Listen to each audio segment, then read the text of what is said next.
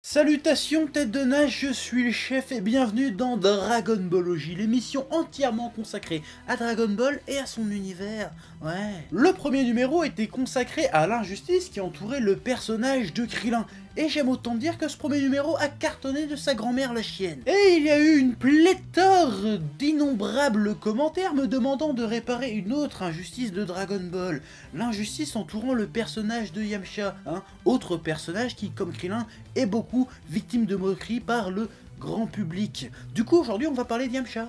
Ouais. Yamcha apparaît pour la première fois dans le premier tome de Dragon Ball, et au tout départ, c'était un vilain bandit du désert accompagné de son fidèle Plume, ou en japonais, Pueh. Ouais, je sais, ça se prononce pas comme ça, mais c'est rigolo. Très vite, on comprend que ce n'est pas vraiment un méchant, mais juste un rebelle au cœur tendre. Le premier à faire un semblant de combat honorable contre Goku, le premier amour de Bulma. Yamcha, c'est un peu le grand frère de Goku qui l'accompagne dans sa découverte du monde, de la vie et des arts martiaux. C'est un personnage sympa, Yamcha, ouais. Mais il se fait toujours bolosser salement comme un sale fils de lâche, ouais. En effet, c'est l'un des rares personnages de Dragon Ball avec Chaozu qui n'a quasiment jamais gagné un combat. Contre Goku, il perd. Contre Jackie Chun, il perd. Contre Ten Shin Han, il perd. Contre la momie, il perd. Le seul combat qu'il a jamais gagné, c'est contre l'homme invisible.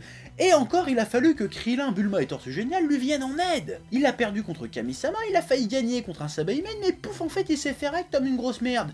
Puis en plus, il s'est fait à moitié buter par Dr Gero, puis après par les Cell Junior. Et pour couronner le tout, il se fait piquer sa gonzesse milliardaire par Vegeta, le prince des Saiyans. Oui, ça rigole pas. Donc je pense que si on tire un petit bilan du parcours de Yamcha, on peut décemment en déduire que c'est un gros nul.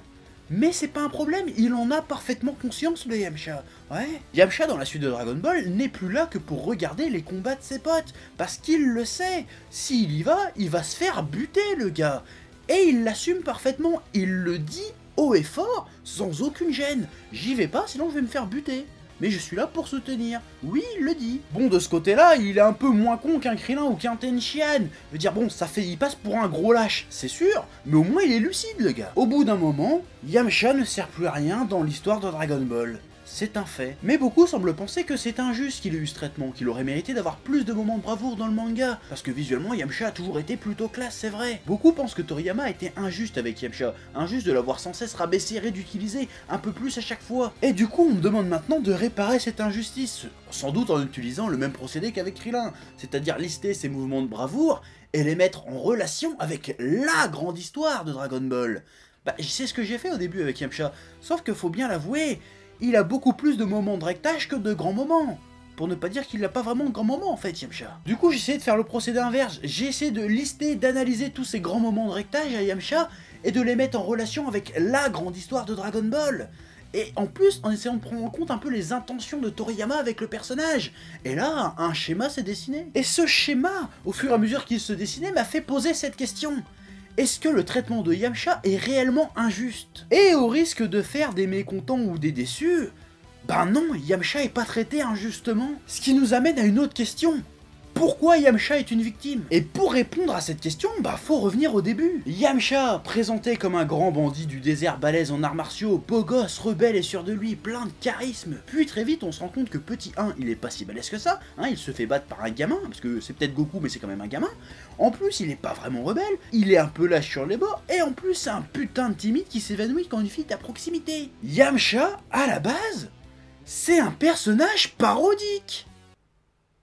Je te laisse 2 secondes pour digérer cette information, cette révélation. Oui, parce que je pense que c'est une révélation qu'il faut prendre le temps de digérer. Parce que quand tu t'assimiles bien ce truc-là, cet aspect-là du personnage, et que tu relis tous les points un à un, et ben le schéma prend forme, tout prend sens, tout devient clair.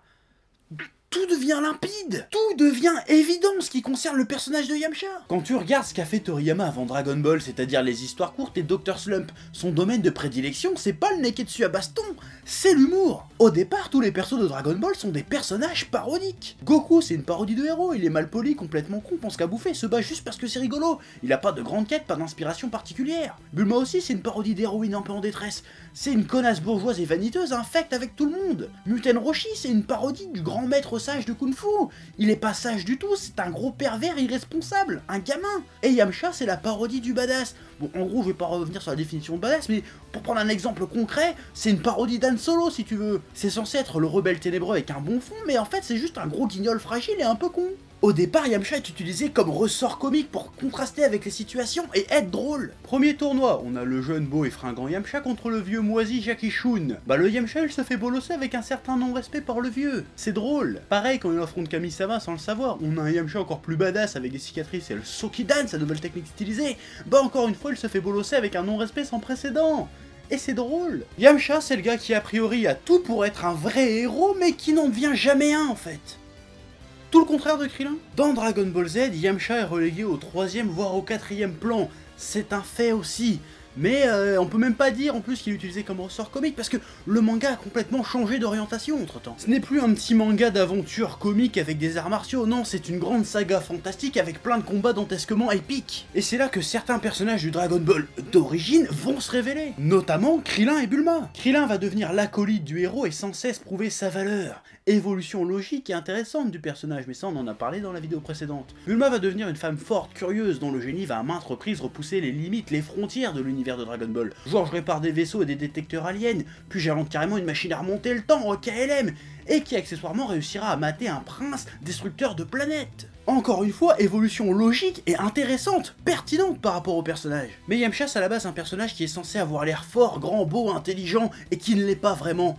Comment tu veux le faire évoluer de manière intéressante, ce mec-là? Tu veux le faire évoluer comment? En lui enlevant tous ses avantages? Genre en le rendant, je sais pas, plus petit, moins charismatiquement balèze, et montrer que malgré tous ses handicaps, il parvient quand même à être un héros à la hauteur de ses autres camarades? Ok, pourquoi pas, ça serait sûrement super intéressant, mais désolé, ça a déjà été fait, hein. Il s'appelle Krillin, le mec. Donc oui, Yamcha ne sert plus à rien dans ce contexte-là. Yamcha est et restera une figure de l'univers Dragon Ball. Il est drôle, attachant, parfois un peu badass. Alors oui, on peut trouver que c'est injuste, qu'il aurait mérité mieux, qu'il aurait pu faire mieux. C'est un personnage qui a su se retirer des combats dantesques, mais il a aussi su se retirer du devant de la scène pour permettre à d'autres héros de briller. Et peut-être qu'au fond, c'est ce qu'il a fait de mieux.